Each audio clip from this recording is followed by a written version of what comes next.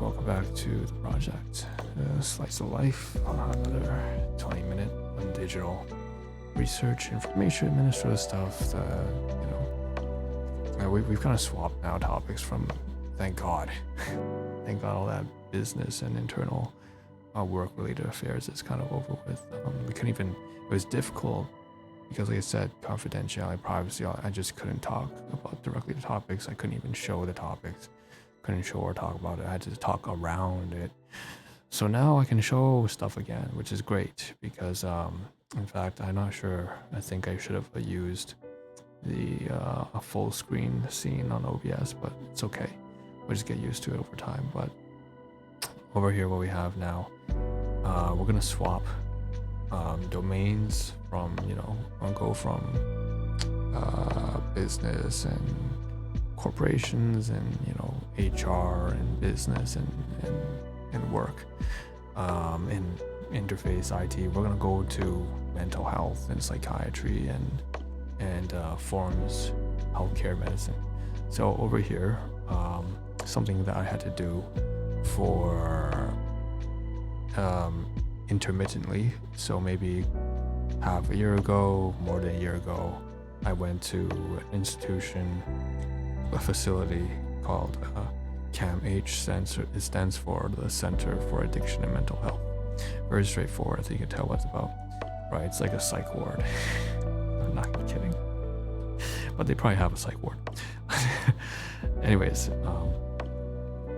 I went to the ER, emergency situation at the time, and so at CAMH, right? So one of the things that I'm not gonna run through the history. It's like some of this again will be private information. I'm not gonna detail my case and stuff like that. Long story short, going to CAMH and coming back now because I needed to find some records, right? I needed to retrieve from about at least 1 to 2 years, a year and a half ago to 2 years ago worth.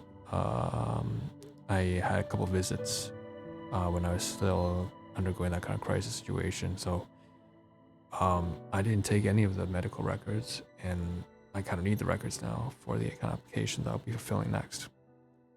And so as a result, I've been going back. And so one of the things that I guess I want to showcase here is this is RateMD's Center for Addiction and Mental Health being rated. Oh God, it's so low. It's not surprising actually, to be honest. To be fair, when I was like in that area, if you know, it's by Ossington.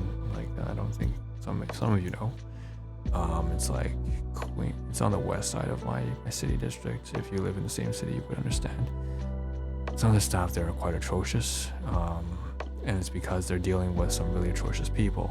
But that's not much of an excuse because they actually redirect that kind of harassment towards like they'll some of the staff feel like they're full-blown like psychotic, narcissistic narcissists themselves, and they will like go to like a random Tim Hortons, see you on the street, see others on the street, and just make snap judgments about people and start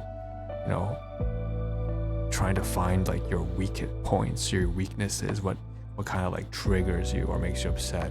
And the funny thing is like you're like, what the fuck, I'm not doing anything. I'm not doing anything. B, you can't really trigger me, you don't even know me.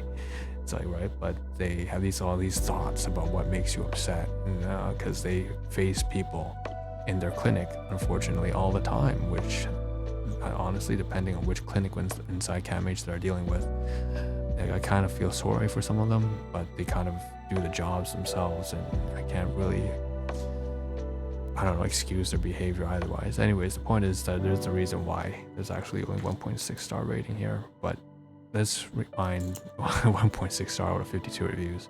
I can understand that, honestly. Because I've been there and I've seen that not all the staff there are quite the greatest.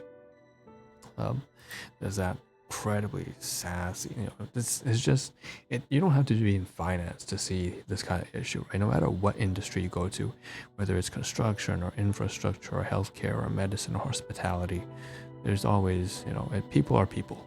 It's just people, right? So there's always going to be some proportion of demographic of people who are just really nasty, and depending on the workplace industry, it can really increase. Like there's a reputation that you know, a significant proportion of nurses are just really nasty. Like, and it's because it's a difficult job. It's a tough job. I wouldn't wish that on anyone. And then the stressors get to people, and then the continuous repetitive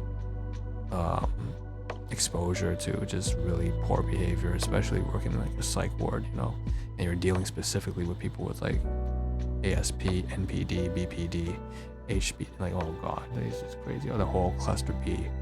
And then even if it's not cluster B, the cluster A is filled with schizos and everything like that, right? And you know, I'm using these terms in a slightly derogatory manner.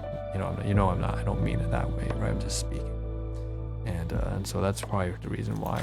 But you know, there are other facilities here that have 5-star ratings here, right? Like number 1 out of 1,534, whatever, I don't know. Touch Fitness, Pars Dental Clinic, Forest Hill Village, you know, so some of these have particularly good ratings, it seems. I don't know what to tell you.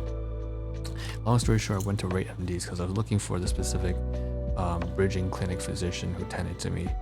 And not to rate, I don't go to these things for that. I just wanted to add to what I do is I compile a database of all the doctors, dentists, optometrists, as someone who was going to be medically trained myself, I always think it's very important to have a directory of care. So all the people who you go to for even not just medical, like I have contacts for professional services in business, in legal services, in accounting and bookkeeping, right? And then healthcare falls into that as well. So I have all my contacts. It's so stupid, you know? Okay, young stupid kids will harass you for the most, no, not even like adults will. They don't know what the fuck you're doing, and then they just make all these crazy assumptions about you. Oh, he's like writing things to like stalk me, or he's writing things down, he's so weird. I just following this guy. Buddy, I'm just getting down the contact information of like my legal accountant and stuff like that, and like my medical people are just so fucking retarded, I swear to God. Anyways, like kids especially, but it's not just kids. Like I've seen like 50-year-old people who do the same shit.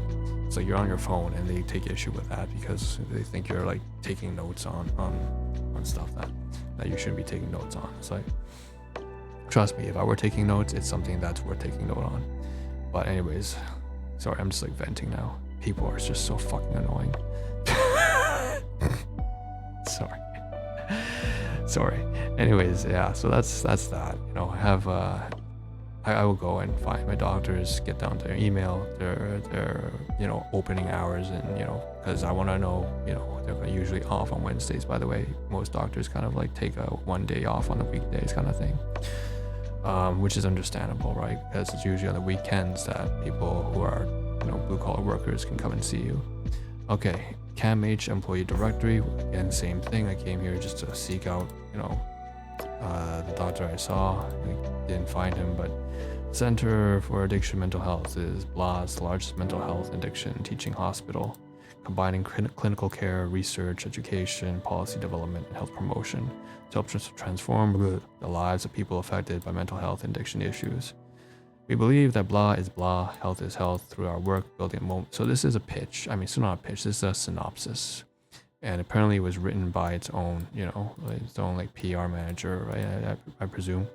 Please note that our social media channels are not monitored 24/7. So if you're experiencing thoughts of BLA, you are deserving of help. Please refer to their website for more information. If you feel safe in the moment, follow up with your family physician or family doctor, care team if require immediate attention. Please call 911 or go to your nearest emergency department. And one of my aunts is actually retired as a 30 something odd year nurse. Anyways, there's a large organization of over 1,000 employees apparently at CAMH, so let's kind of close that. Okay, let's see what's next. Well, this isn't exactly what's next. There's like a backtrack here. But basically, there's the search results that popped up. So you search up CAMH, Center for Addiction and Mental Health. Which, by the way, if you guys are going through any difficult issues, I'm pretty sure it's not necessary anymore.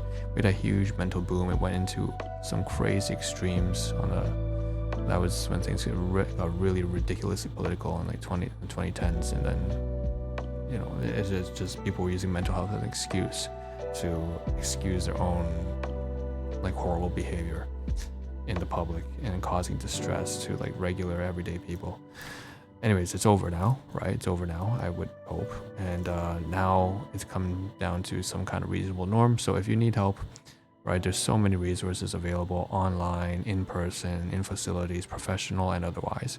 So if you, no matter where you're from, if you're from, you know, like Sydney, Australia, I don't know, if maybe you're from like Moscow in Russia, you know, war, or you're in like, you know, Colombia, you know, South America, you know, I'm pretty sure at any point in the world, you know, like, I don't know, Macedonia, maybe in the States and like Texas, like there's always going to be facilities now because there was a mental health boom, right? And so all the psychiatry, therapists, social workers, that's taken a really huge growth as of the more than like about 10 years ago, the past decade.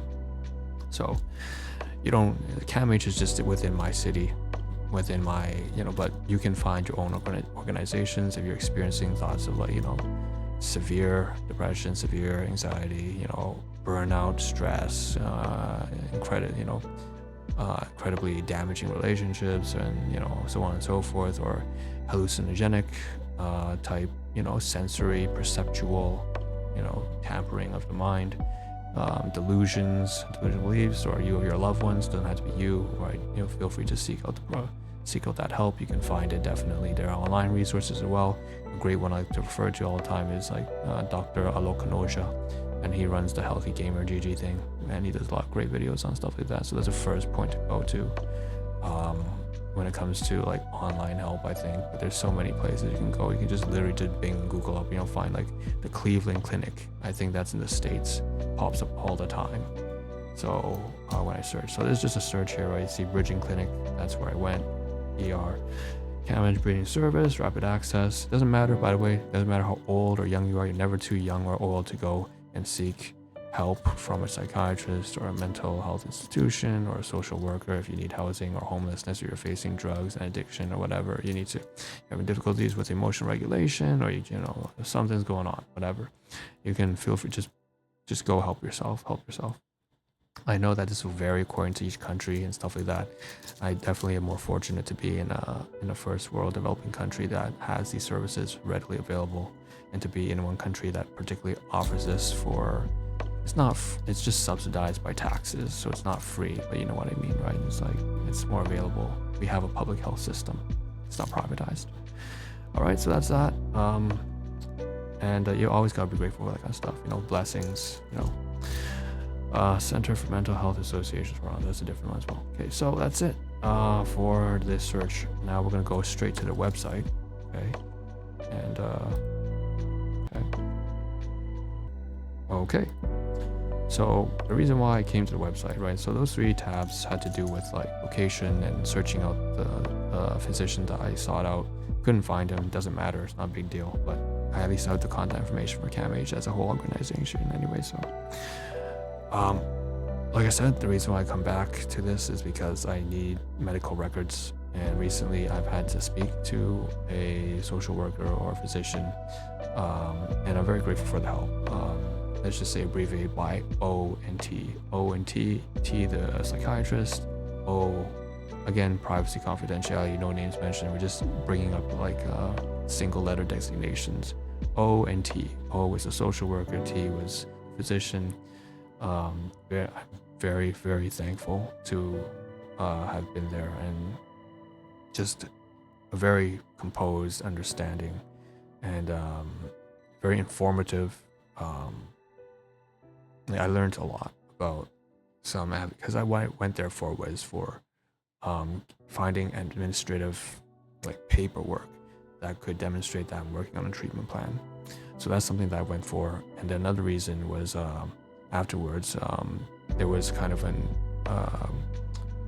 the social worker alluded to what my physician could discuss with me if I wanted to take medications, and I didn't want to take medications because me being myself, you know, at one point working in biomedical science and so on and so forth, I always believe in lifestyle changes before, and I believe in that very strongly, to the point that, you know, I think medications should really come last unless you have some very clear diagnostic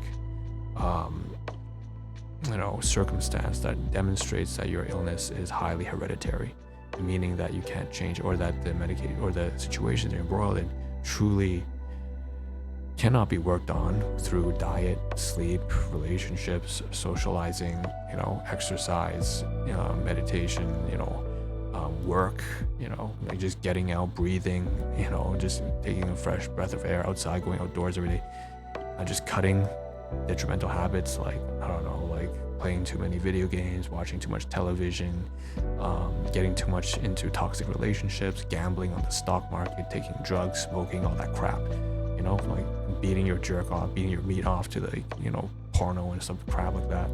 Like there's so many things you can do. Like just go out there, not being stuck inside the house all day, and go out every day at least once, that kind of crap. Like lifestyle changes. I always prioritize lifestyle changes first. As someone who is going to practice medicine myself, I want to do that.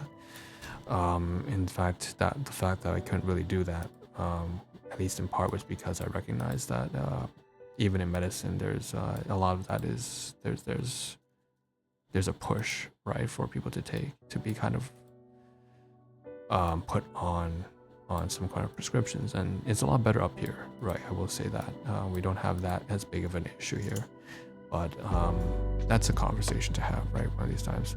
Long story short, I went there and I saw the physician and I saw a social worker, and both of them were very, had a great conversation, both of them. The physician was briefer. I regret to say that I probably vented a little bit too much to the social worker. I feel kind of bad about that, because I myself, I know that, I know what it's like to be on the receiving end of that for sure. But anyways, under given the context that I was in a therapeutic setting, I was willing to disclose more about my situation. Whereas normally in the public, I wouldn't say anything like that at all. I would just like, hi, how's it going? Great weather, not bad. Okay, see you. Cheers. That's it. 5-second conversation. It's not even conversation, right? Just passing. But under the context of like going over there to retrieve forms, and I had to detail my situation better because I hadn't been to that institution in about 2 years. Yeah, that's what happened. So I went there, and there was very helpful because I found the resources that I was looking for, I would say, more or less. And she was incredibly helpful, and provided a large slew of, you can think of things like, I won't say specifically what, but like CBT, sorry, dirty joke there, cognitive behavioral therapy, not cockball torture, DBT, a variety of different, therapeutic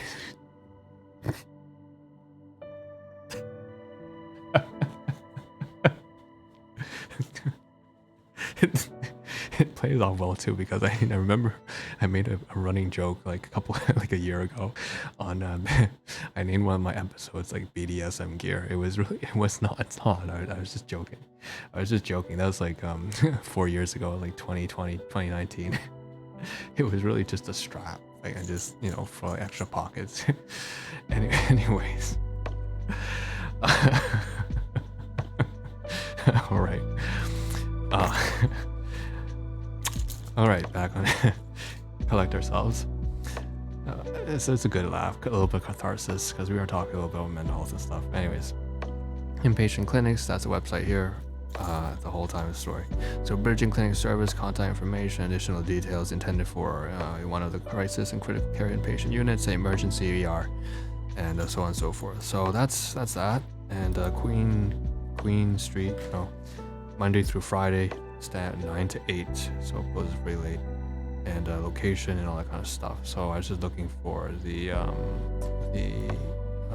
contact information. Now, where I'm going to go next, the next tab here, and you can see the navigation. You have monthly donations, professionals, education, with a nice long navigation bar. The next tab will cover the forms, because this is really important, right? So we went there. I went there to see O, social worker, T, physician, and the psychiatrist, physician, specialist. And going there, right, we received, some resources for like treatment plans and laying out a track to demonstrate and getting the paperwork necessary. Now we need to get the forms, right? So we go here, and okay, well, let's go here first, actually.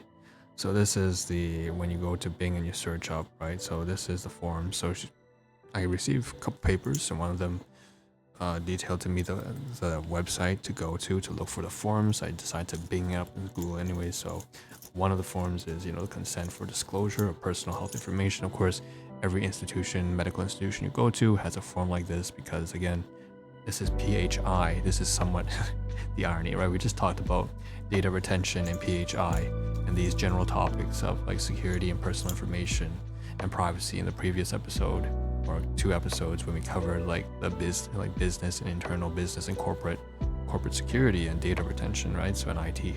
So the same thing here. So when it comes to like PHI, right, this is personal health information. You cannot share this, right? It's very stringent policy to protect you as a patient, the information, your medical history, what prescriptions you're taking, what your diagnoses are, what kind of ailments you're suffering, conditions you're suffering from, or if you're just doing fine, your tests, your diagnostic tests, blood tests, urine samples, all that kind of stuff.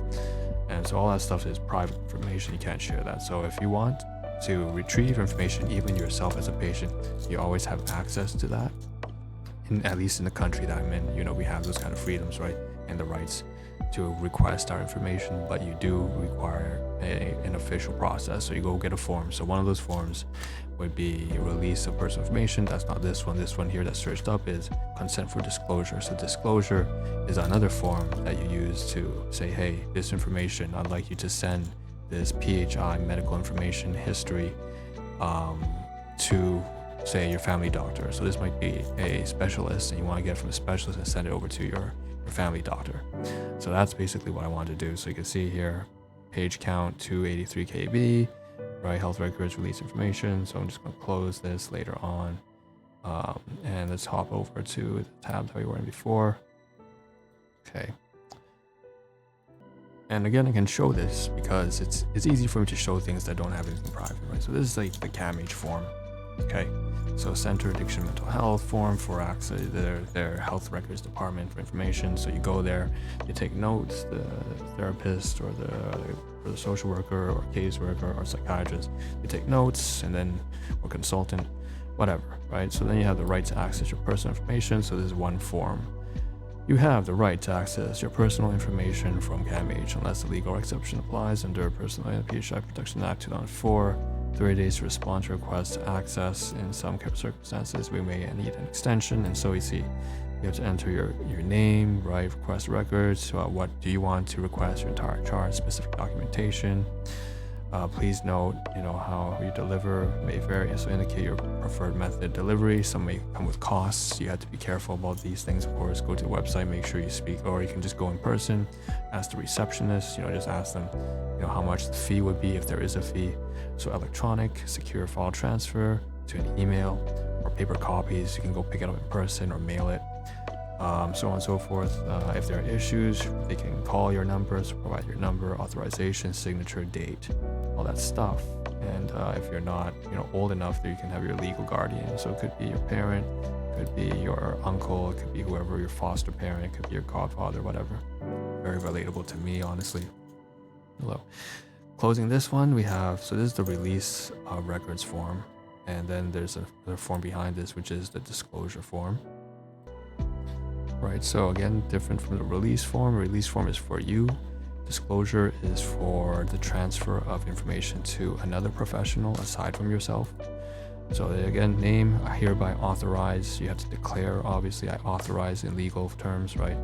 Authorize the name, person, or agency. In this case, it might be my, family physician, or you might, authorize, in this case, CAMH. So, or your, let's say a hospital that you go to, I don't know, Princess Margaret Hospital. You authorize them to disclose personal information to blah-de-da, your family physician, or whoever your legal aid or your power of attorney. From the records, blah-de-da, and then you put your personal information, right? Or date of birth, health card, street address, time, postal code, the zip code and states, and then you consent to specific, what do you want specifically to disclose, medical history, you can just tick them off, discharge summary, blah-de-da. Why is it being released? Why you want to release it for? Application or something like that. May this information be released? Choose all that apply, verbally or photocopy, and then you need a witness in this case. So that I'm gonna have to print this out. after I fill it. Well, it's already filled out, but it's not this. I saved a copy for myself that I filled out. And then you have to get a witness, right? So it might be someone you trust, hopefully. And then date it, sign it, and then save and scan it after you printed it out and signed it, and have a witness sign it, and then you submit it. Now, I should mention also, it's really important to have, and of course, journal records, just, fill. Basically, afterwards, you also have to, this is fairly important, but I'm not sure if it's shown here in the next page, but there's a need for you to include your photo ID. So for example, your driver's license or your health card if it has a photo ID. That's kind of important, right? You want to put that in there when you go visit them or you submit it by mail. So yeah, I'm not sure if that's what the next tab is. Let's see. I think it is. So this is the site again, right? So this is specifically the Health Records Information Department of CAMH. So going down here, right, Police Department is responsible for maintaining the confidentiality, accuracy, integrity, and quality of patient information. These services include processing of requests for patient information. Patient information provided to healthcare providers is free of charge. However, fees may apply for the requesters. How to obtain a copy for health record as a patient. So sign and complete the request for access to a record of personal health information form. See the condensed fee schedule below. For more information, please include a picture or a photocopy of government issued photo ID when submitting requests.